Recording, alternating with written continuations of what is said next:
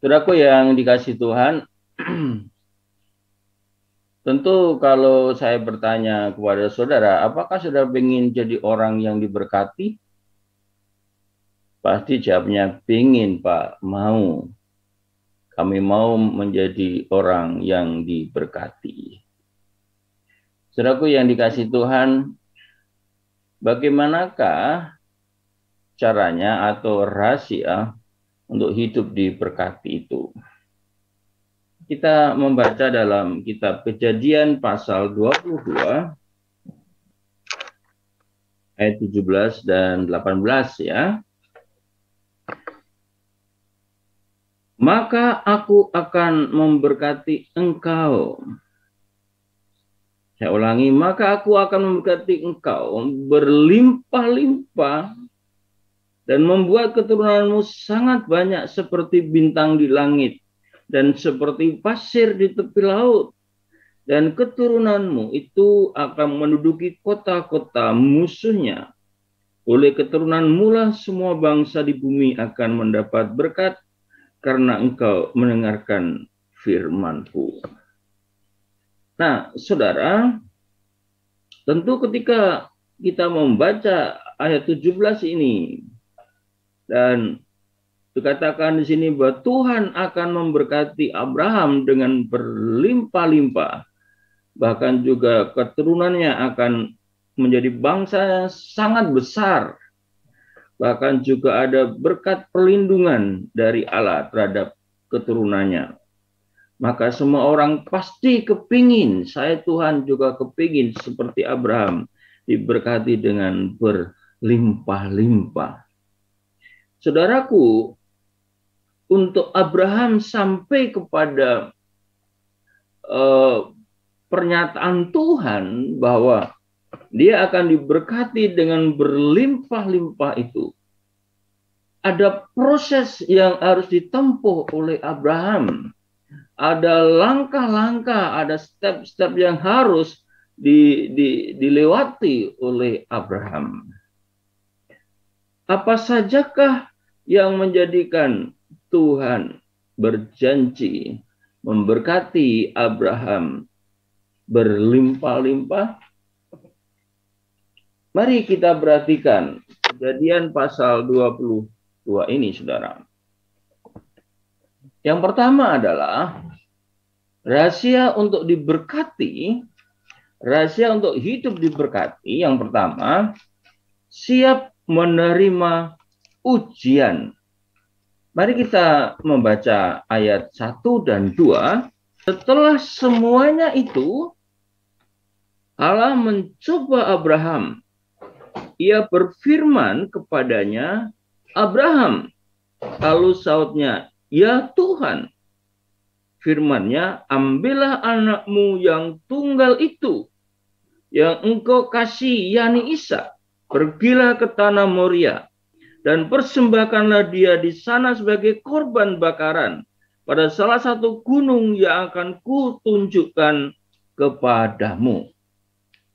Saudaraku yang dikasih Tuhan, rahasia untuk diberkati yang pertama adalah siap menerima ujian. Saudara, perhatikan di sini di ayat 1 ada kata mencoba. Ya. Saudaraku yang dikasih Tuhan, kata mencoba di sini sebetulnya bermakna ujian. Ya, ujian karena dalam kitab Yakobus pasal yang pertama itu ayat 13 bahwa Tuhan tidak pernah mencobai siapapun. Ya. Memang sebetulnya kalau saya lihat dalam teks aslinya mencoba di sini lebih tepat adalah ujian. Nah, mencoba dan ujian atau mencoba dan ujian jelas memiliki pengertian yang berbeda. Kalau mencoba atau mencobai konotasinya negatif ya. Sedangkan ujian maknanya adalah positif. Kalau mencoba tujuannya adalah supaya jatuh ke dalam dosa, tetapi kalau ujian tujuannya adalah untuk menjadikan semakin dewasa dan diberkati oleh Tuhan. Nah, menarik sekali di sini bahwa ketika Abraham diuji oleh Tuhan itu, perhatikan di ayat yang pertama juga, setelah semuanya itu Allah mencobai Abraham. Jadi saudara, Allah menguji Abraham itu ketika Abraham berada di puncak kejayaan sebetulnya. Perhatikan kata setelah semuanya itu menunjuk kepada peristiwa-peristiwa yang sudah dialami oleh Abraham. Dan sampai di pasal 22 itu Abraham sudah mencapai puncak kekayaannya, kejayaannya. Karena seluruh kekayaannya terus bertambah, ternaknya terus bertambah. Dan kemudian dia sudah punya keturunan, yaitu Ishak. Jadi tidak ada lagi kegalauan dalam hidupnya. Siapa nanti yang akan mewarisi hartaku, kekayaanku ketika aku mati. Nah, justru ketika dia berada di puncak itulah Tuhan menguji Abraham. Jadi frasa setelah semuanya itu menunjuk pada waktu Abraham dalam masa kejayaannya. Nah, saudara, kadangkala memang keberhasilan yang kita alami itu kemudian menjadi sarana, ya, dijadikan sarana oleh Tuhan untuk menguji kita. Apakah kita lebih sayang kepada keberhasilan itu atau lebih sayang kepada Tuhan? Nah, dalam teks kita di sini, ujian yang dialami oleh Abraham ini bukan persoalan ujian iman, bukan. Ya, ini bukan jenis ujian iman. Sebab ujian iman Abraham sudah lulus. Ya, Abraham sudah lulus ujian iman. Yaitu apa? Iman tentang memiliki keturunan. Ya, yang sempat diragukan itu karena Sarai dan Abraham sudah sangat lanjut usia dan secara manusia tidak mungkin dia bisa punya anak. Ujian iman ini sudah lulus, saudara bisa membaca dalam Roma pasal 4 ayat 18 sampai 22, Ibrani pasal 11 ayat 11 sampai 12. Itu menunjukkan bahwa Abraham itu sudah lulus ujian iman. Tetapi ternyata itu saja belum cukup walaupun Abraham telah lulus ujian iman. Maka dia disebut sebagai bapak orang beriman itu di situ, saudara. Tapi jenis ujian di sini adalah bahwa Abraham diuji oleh Tuhan tentang kasih. Perhatikan ayat 2. Firman-Nya, ambillah anakmu yang tunggal itu yang engkau kasihi, yakni Ishak. Pergilah ke tanah Moria dan persembahkanlah dia di sana sebagai korban bakaran. Di mana di sini Allah menguji Abraham tentang kasihnya.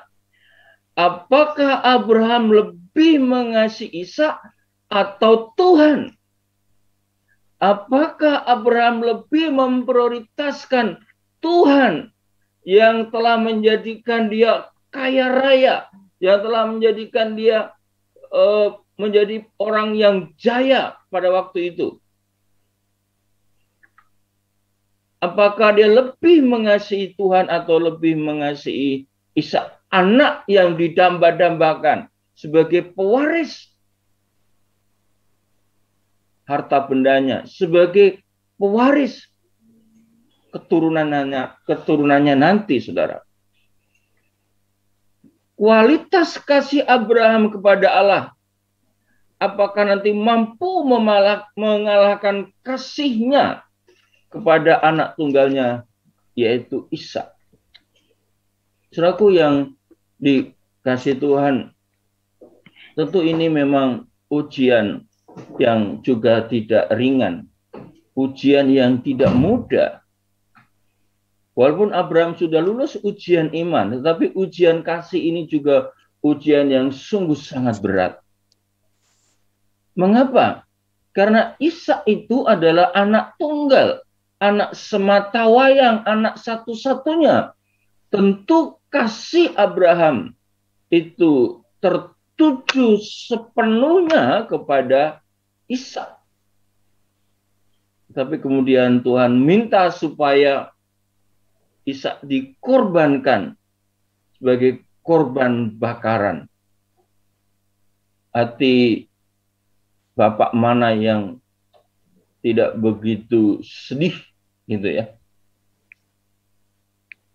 Sudah apa sih maksud dari ujian kasih Allah kepada Abraham ini? Ya, secara rohani ini untuk meningkatkan kualitas, ya, untuk mengetahui kualitas kasih Abraham terhadap Allah. Dan secara lahiriah jelas itu untuk meningkatkan kuantitas kekayaan Abraham. Tadi kita sudah membaca ayat 17. Nanti juga bisa membandingkan pasal 41 ayat 39 sampai 49. Sudah juga bisa membandingkan peristiwa Ayub. Kenapa Ayub diizinkan Tuhan mengalami ujian kesalehan. Dan ketika Ayub menang dalam ujian, lulus dalam ujian itu, di pasal 42 ayat 12 sampai 17, Tuhan kembalikan seluruh harta bendanya yang lenyap itu. Dan Tuhan berkati dengan berlipat ganda. Saudaraku yang dikasih Tuhan, kalau saudara ingin menjadi orang yang diberkati oleh Tuhan, maka saudara pun harus siap dengan ujian yang Tuhan berikan kepada kita semua.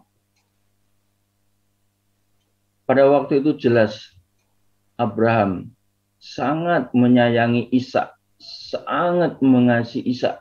Dikatakan di ayat 2 itu kan yang kau kasihi.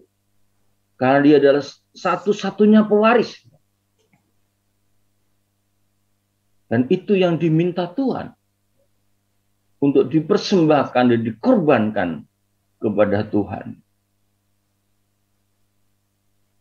Kadang-kala kita juga punya sesuatu itu yang menjadi pusat hidup kita, menjadi sesuatu yang tidak bisa lepas dari tangan kita, apakah itu kesenangan atau apapun, dan itu bisa menjadi penyebab kita tidak totalitas dalam mengasihi Allah. Dan bisa saja, kalau saudara ingin diberkati Tuhan berhasil, maka saudara harus merelakan itu untuk diminta Tuhan.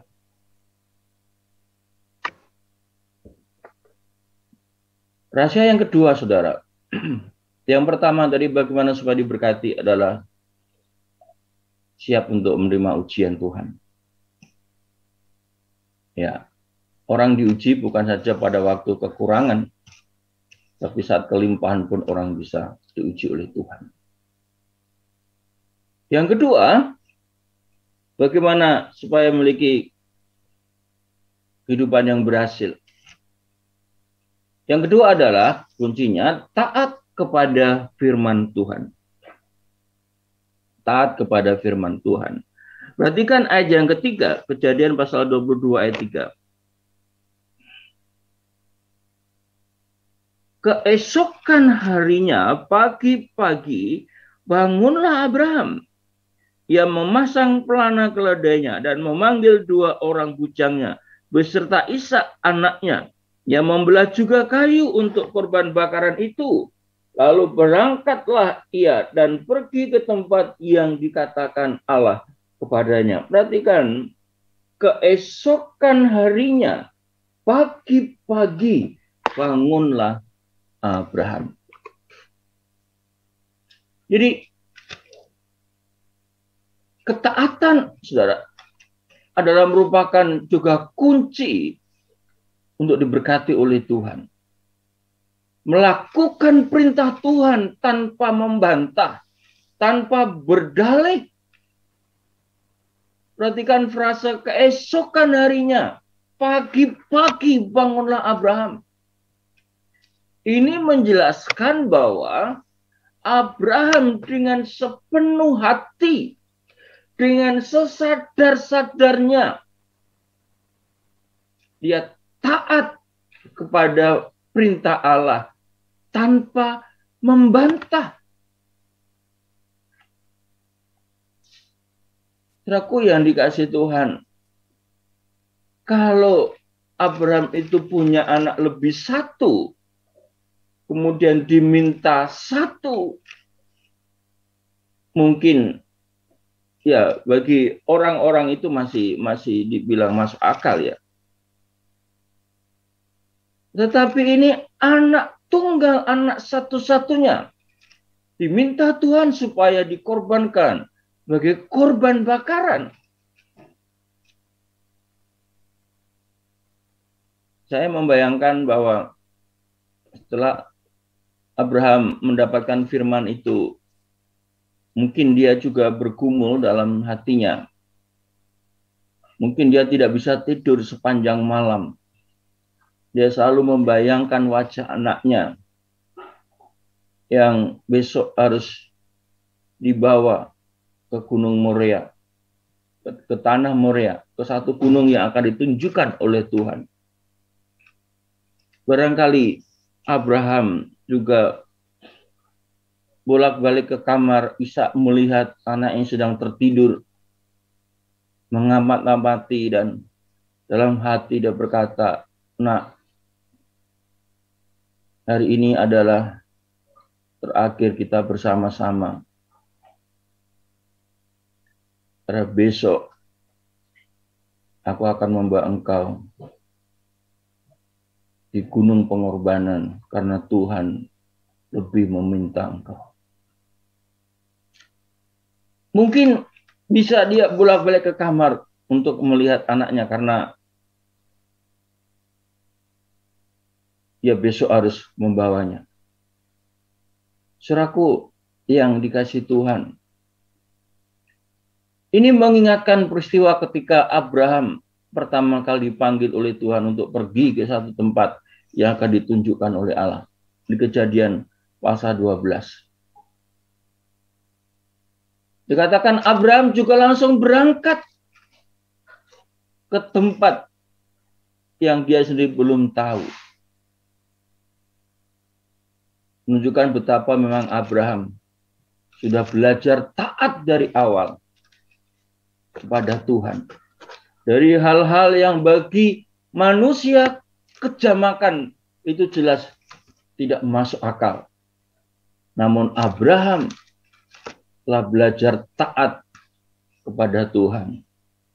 Jadi saudara, memang menjadi orang yang taat itu tidak bisa instan mendadak. Itu perlu proses. Saudara tidak akan bisa taat untuk perkara yang besar kalau sudah tidak taat terhadap perkara yang kecil. Karena itu nanti akan menjadi habit, akan menjadi suatu kebiasaan kalau orang itu biasa untuk tidak taat perkara yang kecil, maka nanti terhadap perkara yang besar pun susah untuk menjadi taat. Dan Abraham itu taat mulai dari awal. Berarti kan aja baca perjalanan hidup Abraham. Jadi saudaraku yang dikasih Tuhan, kunci untuk diberkati yang kedua itu adalah taat.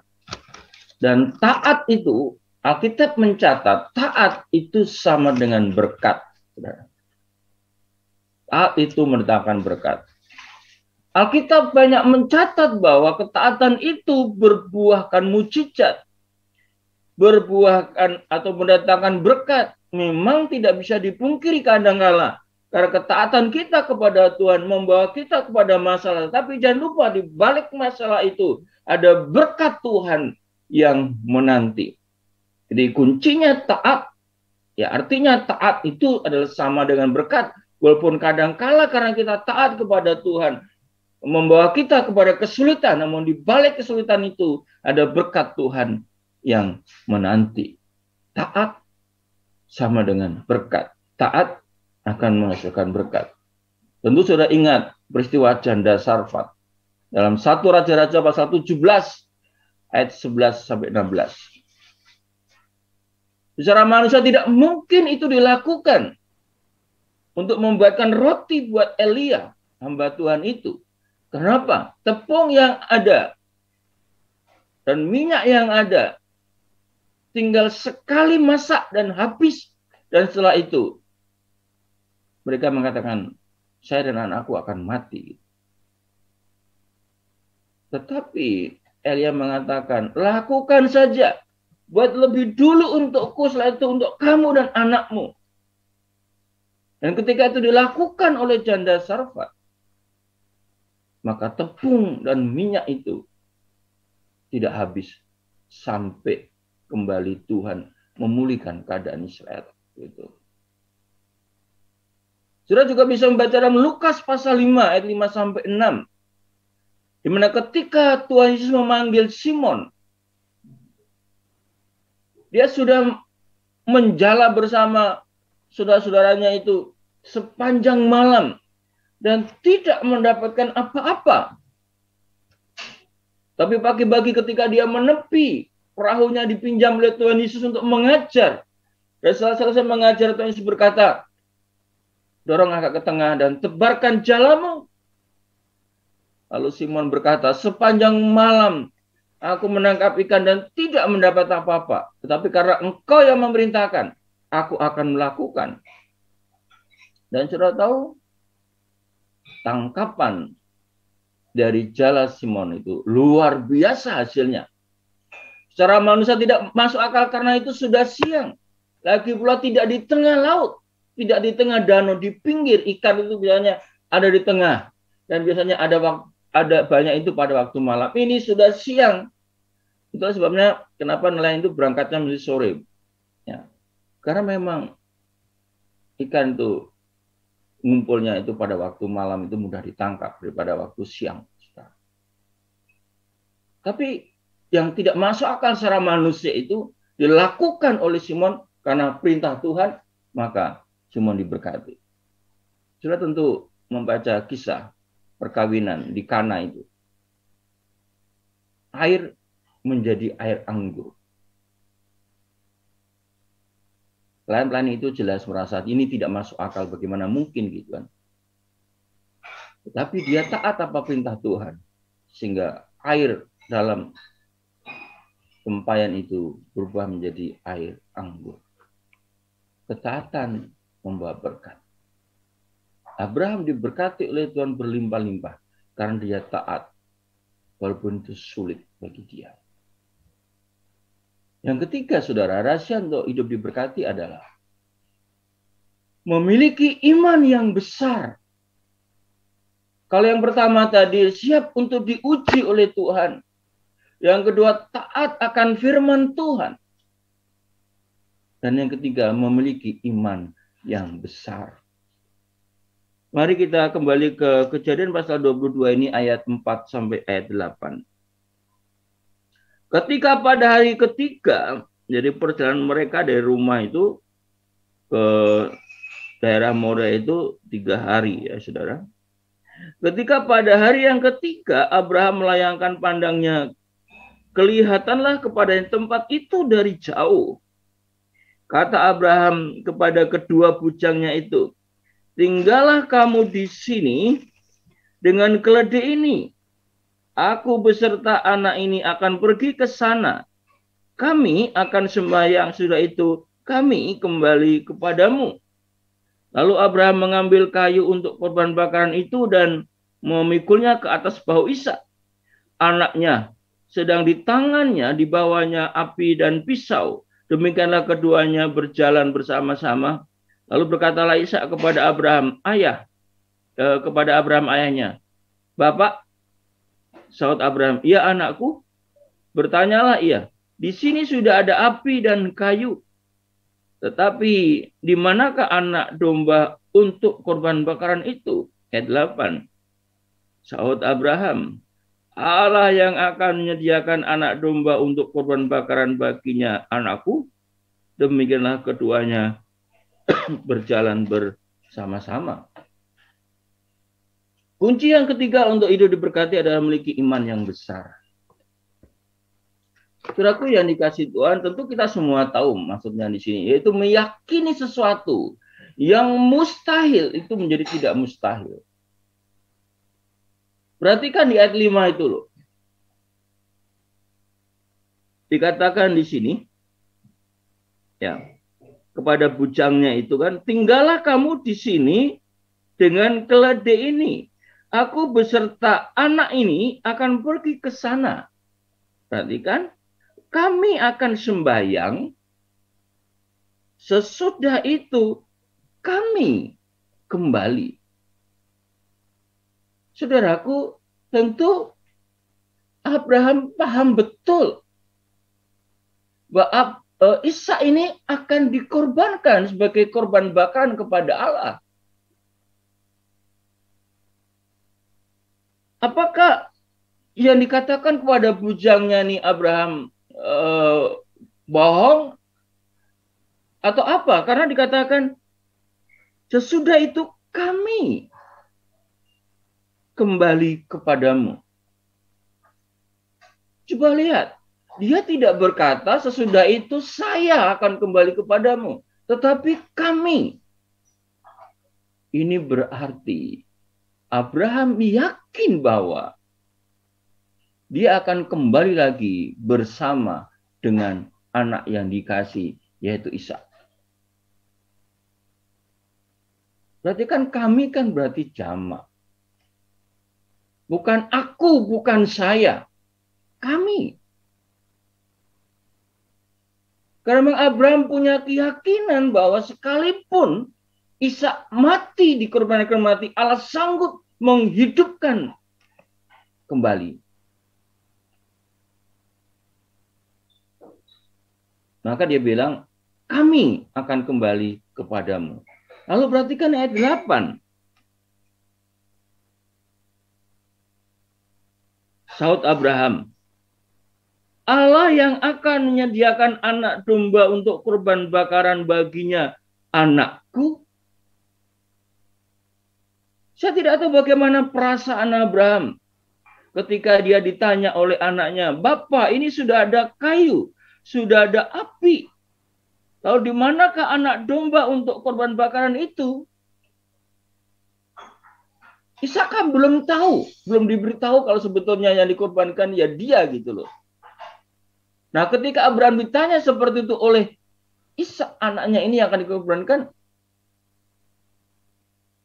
dia dengan tenang dan dengan penuh keyakinan dia berkata, Allahku yang akan menyediakan domba itu baginya. Allah yang akan menyediakan anak domba untuk korban bakaran baginya. Dia tidak menjawab, ya kamu anakku. Bukan, saudara. Tapi dia menjawab, Allah yang akan menyediakan anak domba untuk korban bakaran baginya. Karena apa? Karena Abraham yakin.